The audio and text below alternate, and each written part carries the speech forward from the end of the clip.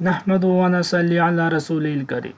Number 1 ترجمہ اذکار نماز۔ اعوذ پناہ چاہتا ہوں میں باللہ اللہ کی مدد سے من الشیطان شیطان سے۔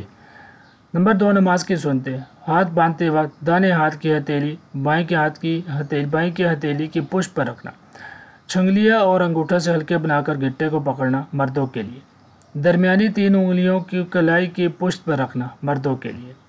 نمبر 3 بڑے بڑے گناہ جو بغیر توبہ کے معاف نہیں ہوتے، اور ایک گناہ بھی اوپر سے نیچے گرا دینے یعنی جنت سے جہنم میں لے جانے کے لیے کافی ہے، مگر اللہ تعالیٰ جس پر فضل فرمائے۔ بلا وجہ کسی کو برا بھلا کہنا، چغلی کھانا یعنی ادھر کی بات ادھر لگا کر مسلمانوں کو آپس میں لڑانا، تہمت لگانا یعنی جو عیب کسی میں نہ ہو وہ اس کی طرف منسوب کرنا۔ نمبر 4 گناہ کے نقصانات جو دنیا میں پیش آتے ہیں، دل اور جسم میں کمزوری پیدا ہوتی ہے جس کی وجہ سے طاعت سے محروم ہو جاتا ہے، آدمی توفیق طاعت اور نیک اعمال سے محروم ہوتا جاتا ہے، زندگی گھٹتی ہے اور زندگی کی برکت نکل جاتی ہے۔ نمبر 5 طاعت کے فائدے جو دنیا میں ملتے ہیں، اللہ تعالیٰ مومن صالح سے تمام شرور آفات کو دور کر دیتا ہے، مالی نقصان کی تلافی ہو جاتی ہے اور نعم و بدل مل جاتا ہے، نیک کام میں مال خرچ کرنے سے مال بڑھتا ہے۔